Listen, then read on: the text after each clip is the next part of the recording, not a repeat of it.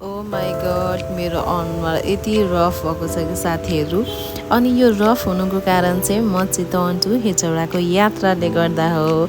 अनि म चाहिँ आज हेटौडाको यात्रा गर्दैछु साथीहरू। म चाहिँ पाहुना हुन जाँदैछु अनि फाइनली हेटौडा जाने चाहिँ बल्ल मेरो संजोग जुरेको छ। अनि मलाई चाहिँ मेरो नन्दले एकदमै रिक्वेस्ट गर्नुभएको थियो पहिल्यैदेखिबाट प्लिज आउनु न भनेर। मेरो पनि एकदमै रहर थियो। अनि मेरो बिहा गरेको चाहिँ साथीहरू 8 वर्ष पुरा भएर 9 वर्ष लागिसक्यो है। अनि म चाहिँ बल्ल जाने मौका जुरेको छ।